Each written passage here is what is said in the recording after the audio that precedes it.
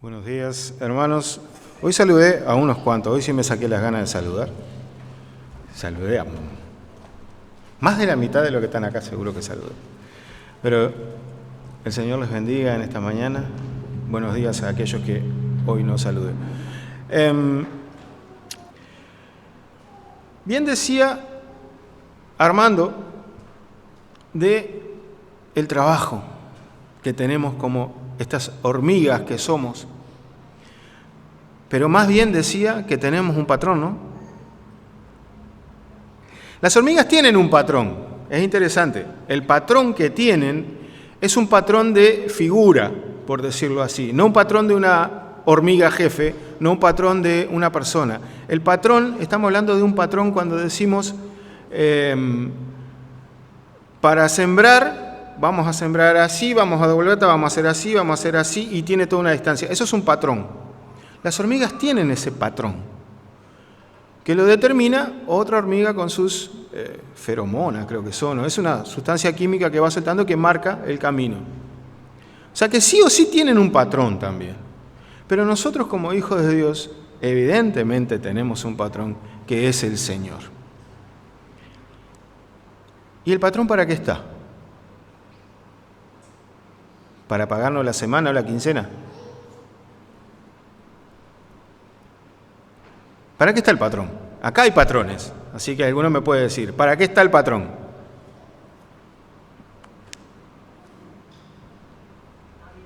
Nadie sabe. Pero yo sé, yo no quiero decir nombre acá, pero yo sé que hay patrones acá. No, porque va a quedar feo. Va a quedar feo. Por ejemplo, Jairo es mi patrón de la alabanza. ¿Para qué trae Jairo? ¿Qué es lo que hace Jairo?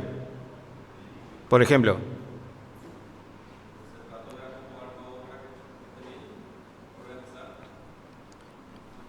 Y al organizar que él, ahí está. Determina los empleados o los que están a cargo de él lo que tienen que hacer. Por ejemplo, en la veterinaria. Vos ya sabés, ya determinaste. Micaela va a hacer tal cosa, Andrea va a hacer tal otra, los muchachos del fondo va a hacer tal otra. A Carolina no le dicen nada a Carolina, se manda sola. No. Pero el patrón determina lo que va a hacer cada empleado.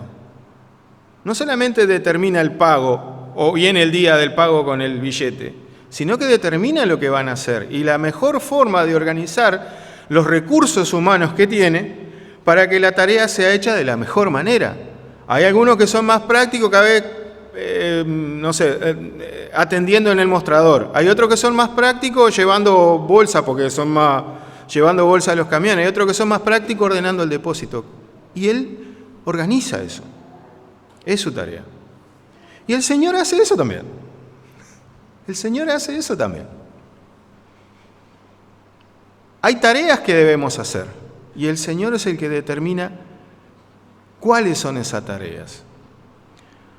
Domingo pasado estuve hablando acerca de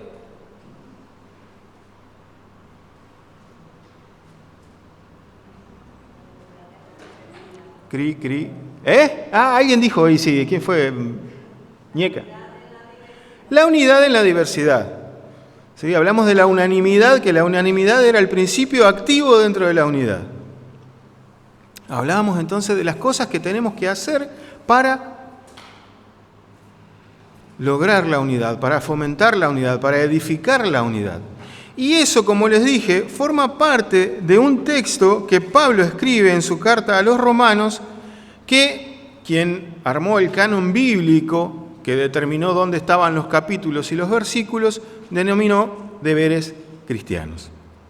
Y hoy quiero seguir con este tema. Les dije el domingo pasado que quería empezar una serie de mensajes sobre un tema, y ese tema es deberes cristianos. Antes de comenzar a desarrollar el mensaje, quiero que quede claro algo, porque siempre hay alguno que entiende algo que no tiene que entender.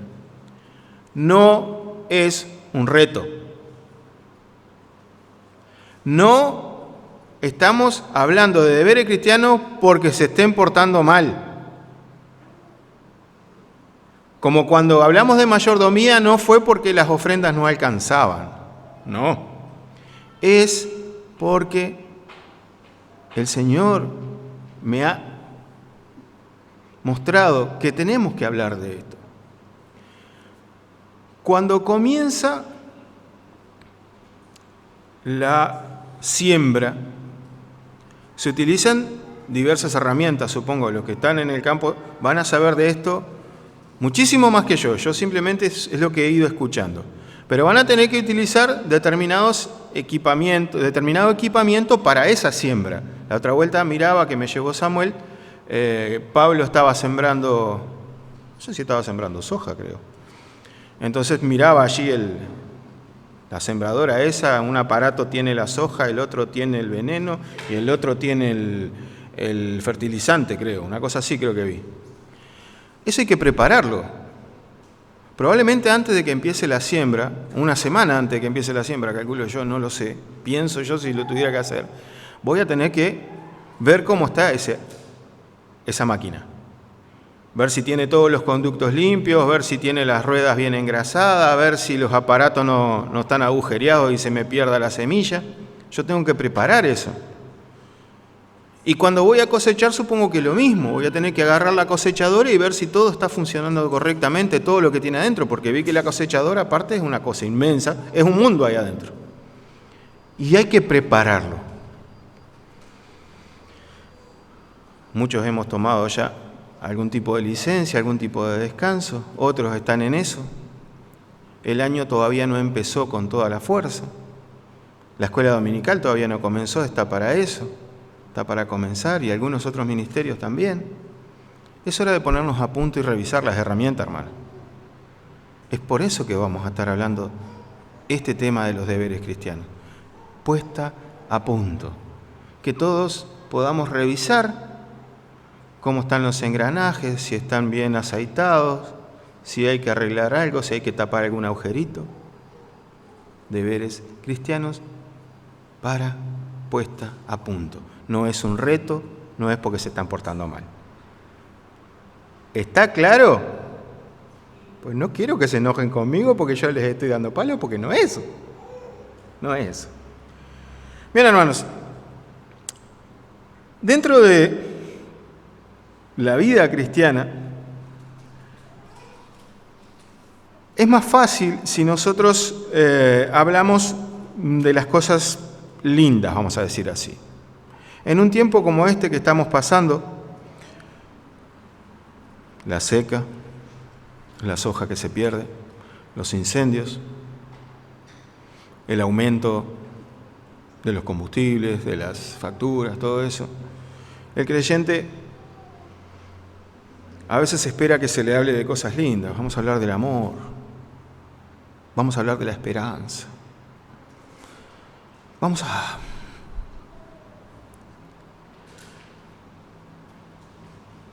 Pero aún en este tiempo tan difícil y tan complicado, seguimos siendo hijos de Dios, con deberes y responsabilidades, con obligaciones y tareas para realizar. No nos exime la situación alrededor para que no lo hagamos. Por eso es necesario hablar de estos temas. Claro, es mucho más fácil hablar que hacerlos. Pero bueno, eso nos va a corresponder a cada uno en su diario andar. Hoy vamos a hablar de esto.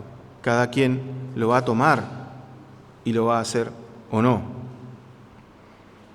Como dije, hay muchos deberes y obligaciones que tenemos, hay muchos derechos que tenemos también. Tenemos el derecho de rogar al Señor por todas nuestras necesidades, rogarles por la lluvia. Qué contentos que estábamos el otro día cuando llovía. Pero antes de eso, ¿cuántas veces le hemos pedido? Y yo quisiera que no pase lo de que le hayan exigido al Señor. Porque he escuchado oraciones de otras comunidades de fe donde le exigen a Dios, porque prometiste y tenés que cumplir para que tu nombre no se... ¿Al Señor le estamos exigiendo? ¿Al Señor le estamos diciendo lo que tiene que hacer? Si es Él que nos dice a nosotros lo que tenemos que hacer.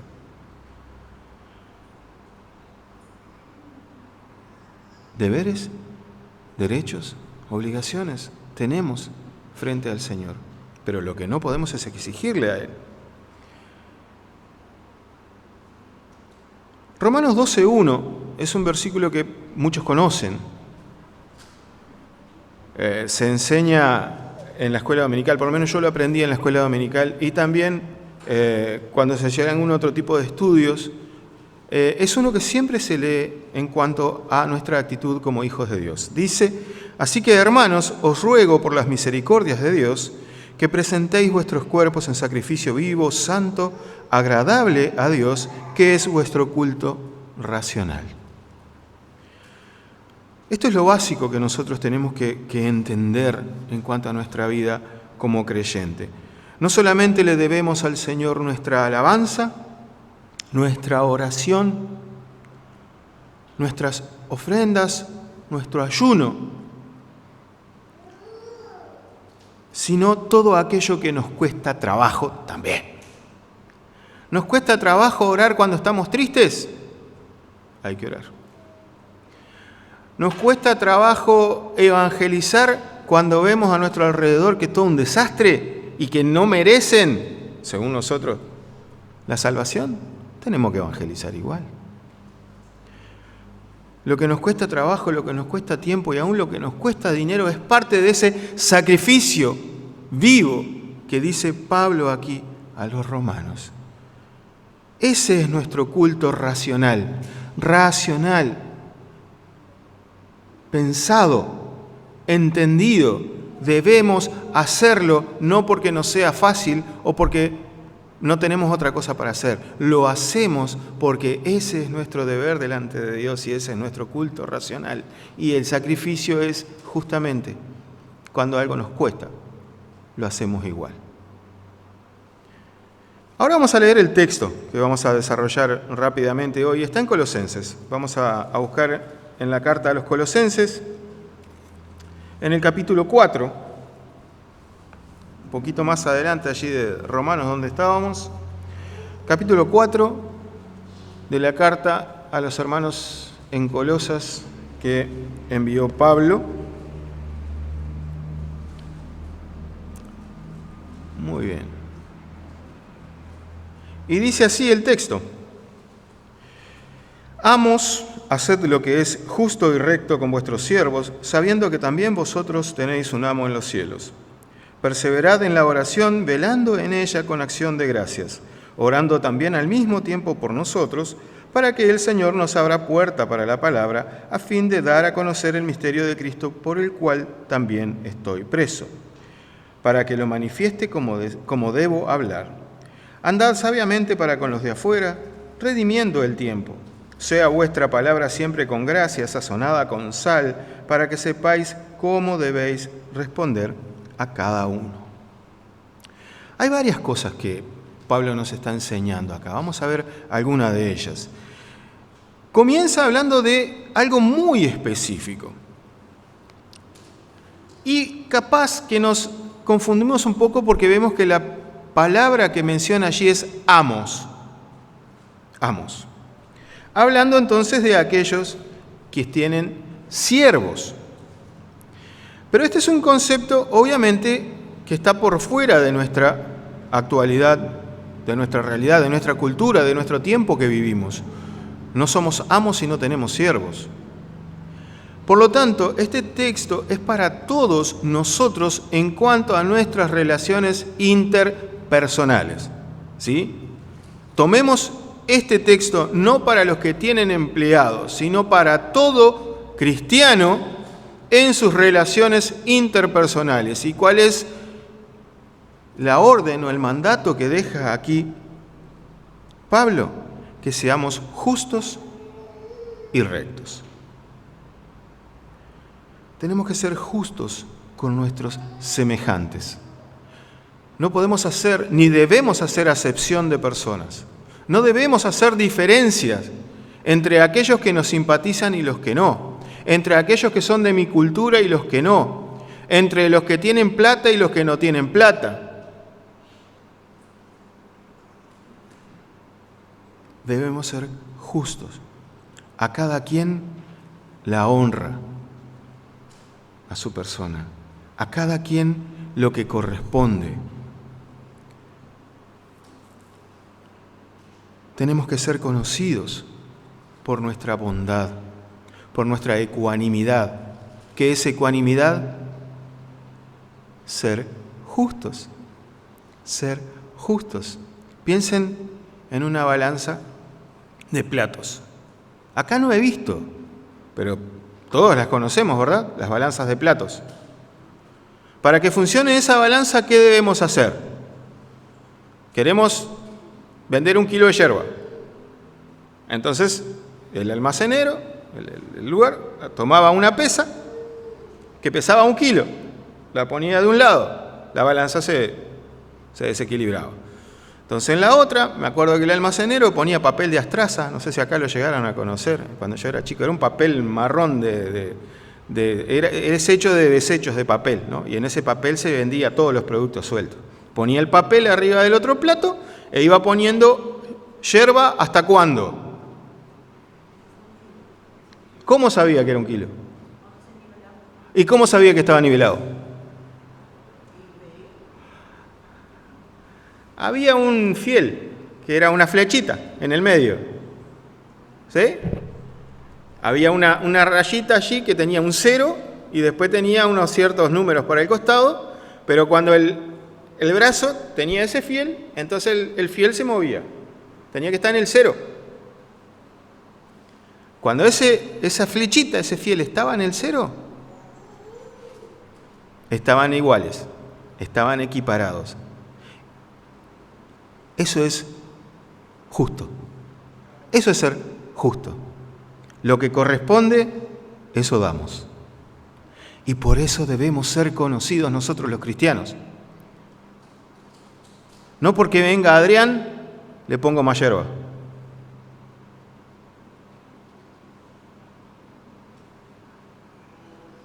¿No? Y después viene don Pedro. No, don Pedro debe tener mucha en la casa, le pongo menos. Eso no es justo.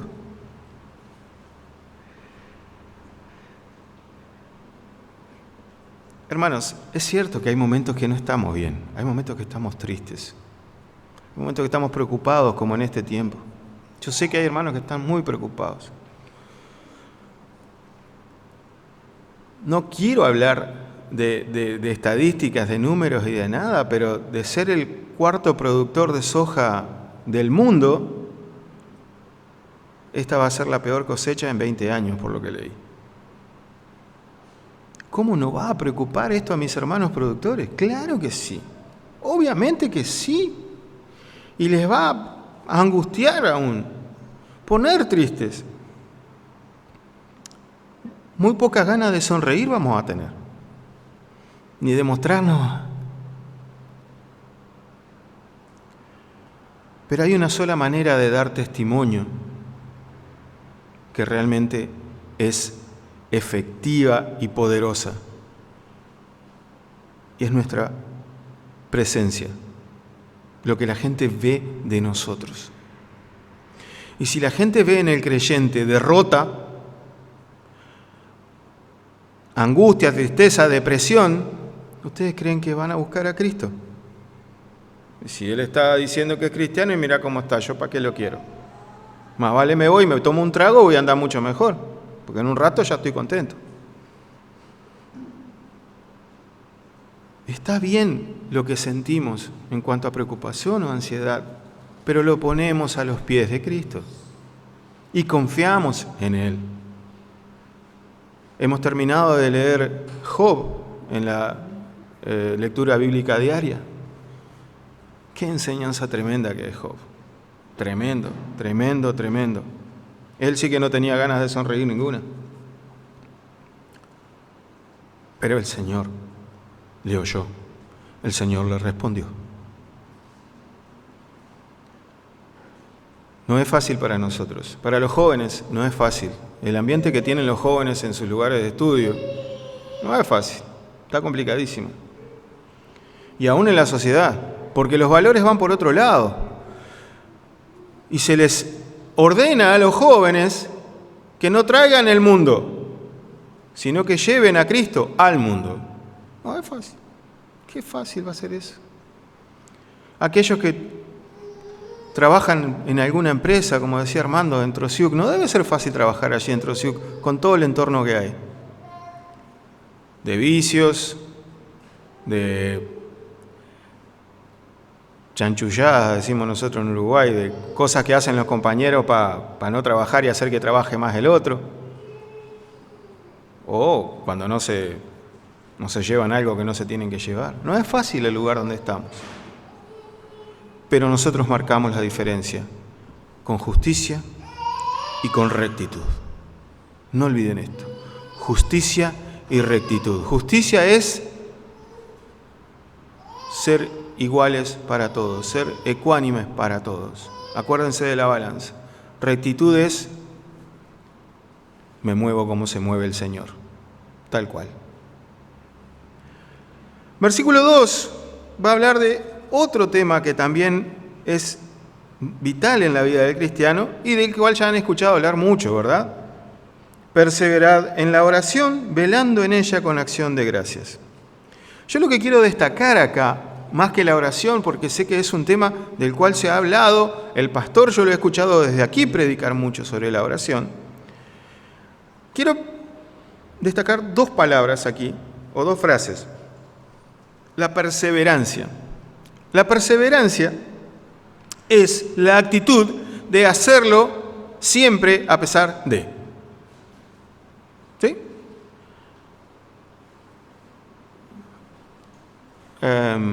No quiero hablar de Olimpia ni de Cerro Porteño. Y tampoco. ¿Hay alguien que sea hincha de Libertad? ¿Dónde están? No hay. ¿De Nacional tampoco? ¿Alguien de otro cuadro? Sí. Por eso decía, sin ser guaraní, porque está medio dolido lo de Guaraní con la final esa que se perdió. Bueno, no importa. Guaraní. ¿Perdieron la final en el último minuto? ¿Seguís siendo hincha de Guaraní? ¿Por qué?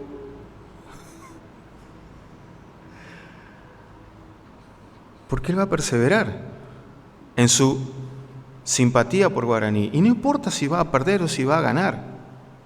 Va a ser hincha de Guaraní. Tal vez, no sé si desde que nació, desde muy chiquito lo es, y va a morir siendo hincha de Guaraní. Yo soy hincha de Nacional en Uruguay.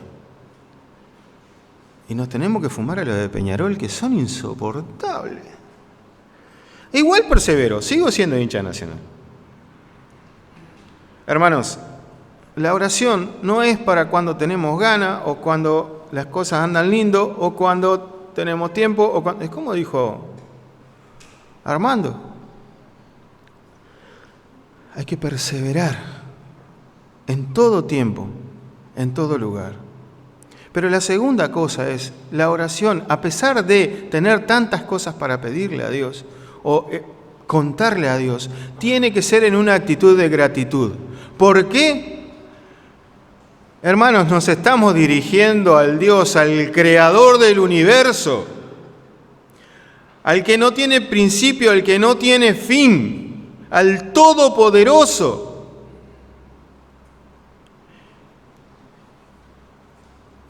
Cristo nos abrió las puertas para hablar con Él.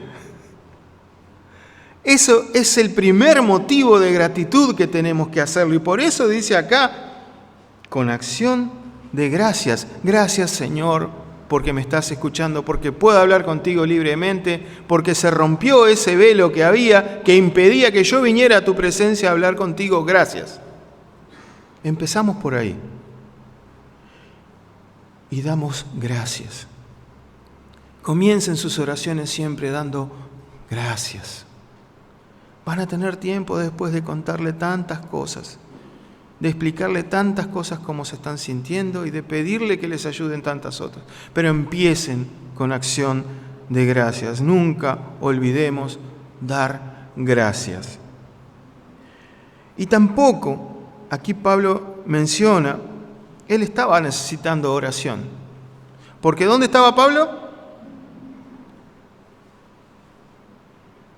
Versículo 3 al final lo dice. Él estaba preso. ¿Alguno ha estado preso acá alguna vez? No, déjenlo así, no, por las dudas, no sea cosa que nos enteremos de algún pasado que... No, debe ser fácil estar preso, ¿verdad? Pero preso por algo que hicieron, por un delito, está bien. Pablo estaba preso no por un delito, estaba preso por predicar el Evangelio. Y él les dice a los hermanos allí en Colosas, oren también por nosotros, para que el Señor abra puertas para la palabra. Cada vez que oren, hermanos, después de dar gracias, y si es posible, antes de empezar a pedir por ustedes, den gracias por los pastores, por los maestros, por los misioneros, por los líderes, por todos aquellos que están trabajando para que la palabra del Señor sea expandida. Intercedan por ellos porque están necesitando. Yo ahora empecé a ayudar a trabajar a la gente de la red de apoyo misionero aquí en Paraguay con el tema del diseño de las tarjetas de oración. Y al hacerlo voy leyendo todos los pedidos que ellos tienen y realmente es tremendo por lo que están pasando todos los, y ojo lo que voy a decir, paraguayos enviados al campo misionero. Porque estos son gente que salió desde las iglesias paraguayas. Algunos son paraguayos, algunos son, hay algún argentino, creo que hay algún peruano, pero todos fueron enviados por las iglesias paraguayas. Hay muchos en el mundo, en el campo misionero, enviados por las iglesias de Paraguay. Eso es una bendición. Eso es hermoso que la iglesia de Paraguay envíe misioneros al mundo, pero hay que orar por ellos. Hay que orar. Y si ustedes quieren orar por los misioneros paraguayos en el mundo, me dicen y los agregamos en este grupo. Cada día llega una tarjeta con una familia o un misionero que está, dice, le informamos en dónde está y cuáles son sus pedidos de oración. Porque Pablo ya lo dijo aquí. Pidan por nosotros para que se abran puertas para que la palabra sea predicada. Vamos al versículo 5. Andad sabiamente para con los de afuera, redimiendo el tiempo.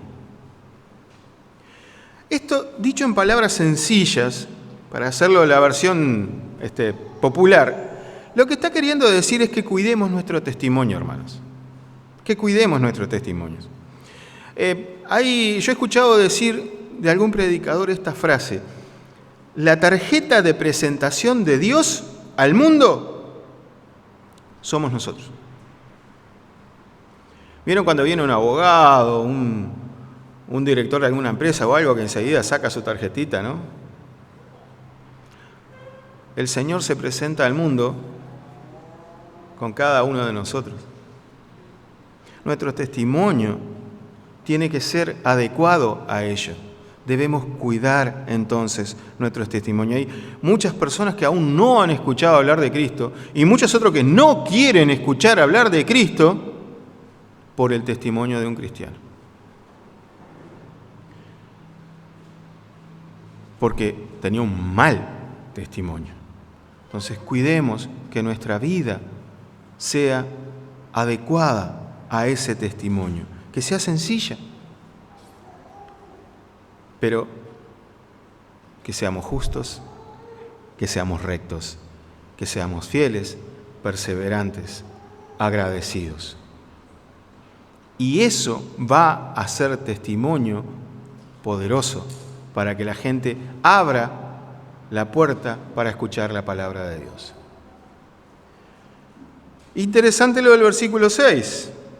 Sea vuestra palabra siempre con gracia, sazonada con sal, para que sepáis cómo debéis responder a cada uno. Hay una frase que se utiliza mucho, no sé quién la dijo, pero fue algún sabio muy, capaz que tiene un busto en mármol y algo. Somos esclavos de nuestras palabras. ¿Alguien sabe cómo sigue? Pero dueños de nuestro silencio. Voy a repetir, somos esclavos de nuestras palabras, pero dueños de nuestro silencio.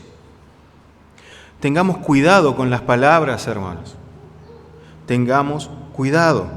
Esto es lo que más cuesta generalmente. Cuando nos sentimos agredidos, cuando nos ofenden, ¿qué hacemos? Rápidamente nuestra cabeza funciona para buscar un argumento el cual pueda revertir lo que la otra persona me dijo y de paso, si puedo, también lo voy a ofender. Enseguida nuestra actitud es responder y, de ser posible, que le duela.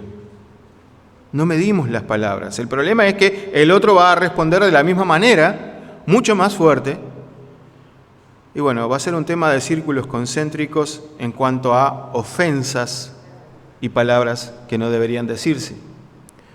El problema es que una vez que se dijeron, no se borran. Por eso somos esclavos. Vamos a ser esclavos de esa palabra que dijimos que no teníamos que haber dicho. Porque luego dicen, pero vos me dijiste tal cosa. No, pero en realidad no era lo que yo quería decir. Pero lo dijiste.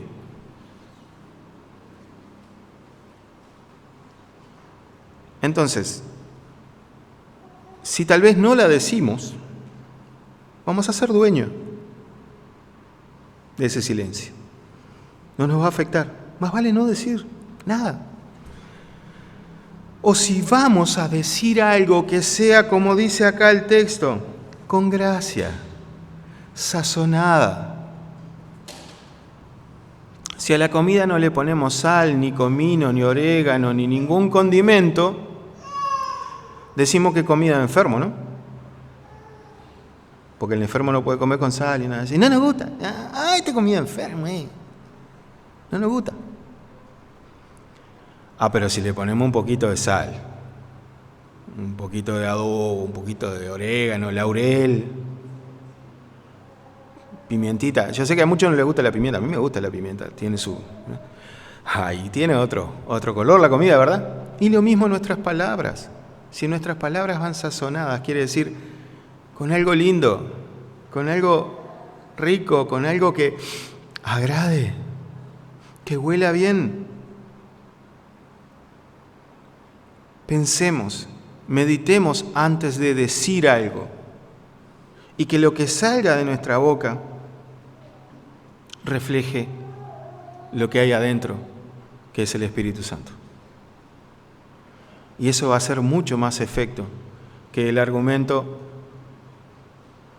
agresivo que yo ya tenía preparado antes. Estos son algunos de los deberes que Pablo va a estar detallando en varias de sus cartas. Pero para terminar quiero dejarles el deber más grande o el mandato más grande de todos. Mateo 28, 19 y 20. Ese lo saben de memoria, ¿verdad? Mateo 18. A ver lo que fuimos a cima.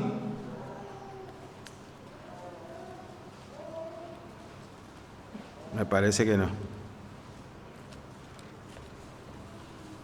Por tanto, id. ¿Y qué? ¿Qué más? Bautizándolos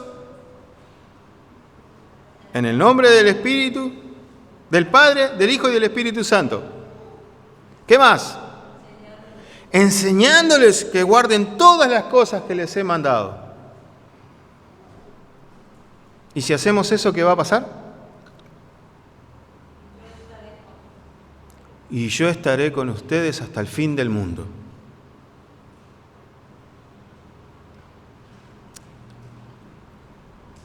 En estos versículos hay muchas cosas para hacer. Ir primero. Después, hacer discípulos, bautizarlos, enseñarles de la palabra de Dios. Muchas cosas. Debemos de hacer esto.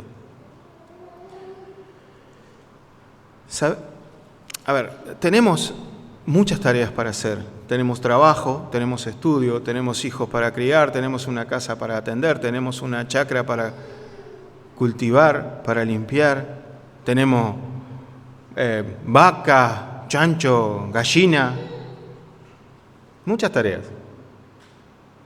Pero eso no significa que debemos dejar estas cosas que el Señor nos envió y que las hagan otros, que la haga el pastor, que la haga la hermana Luba, que la haga Adrián, líder de jóvenes.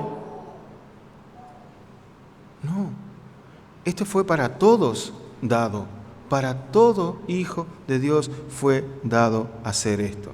Es una responsabilidad que no podemos evadir porque no hay, como dije el domingo pasado, opción. Esto no es un supermercado donde hay un montón de tareas que el Señor dejó y nosotros entramos y esta no, esta me voy a llevar esta, y me llevo esa y la hago cuando puedo. No, son todas que tenemos que hacer y perseverar en ello. Y falta mucho para que el trabajo se termine. Estamos en una época, hermanos, que es época de cosecha. Es época de cosecha. Se ha venido por años sembrando la palabra. Aquí en Paraguay, por años. María me prestó para leer en las vacaciones el libro sobre los protestantes en Paraguay. Por muchos años el Evangelio ha sido predicado aquí en Paraguay. Esta es la época de la cosecha, donde las almas están, como dice el Señor en Mateo 9:36, y viendo las multitudes tuvo compasión de ellas, porque estaban angustiadas y abatidas como ovejas que no tienen pastor. ¿Ustedes están viendo a la gente cómo está? Como gallinas sin cabeza. No saben qué hacer.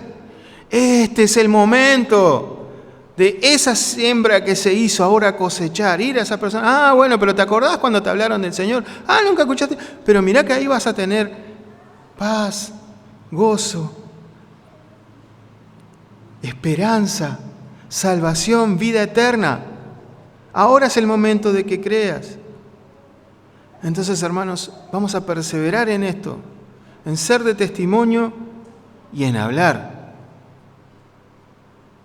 Tenemos que trabajar, como dijo Armando, trabajar como la hormiga, perseverantes, orar, crecer, madurar y fortalecernos en el Espíritu Santo. Este es el momento, hermanos. Este es el año que nos queda por delante para hacer todo esto y para tener una gran cosecha, a pesar de los pesares. Este es el tiempo donde la gente está necesitando que le hablemos de esta palabra de vida y no de cómo nos está yendo mal a nosotros como cristianos. Pues sí, yo pensé que el Señor me iba a... No, hermano, la queja no, las palabras de más no. Cuidamos nuestras palabras, las palabras que salen de nuestra boca, que sean palabras que edifiquen y, de ser posible, que muestren a Cristo.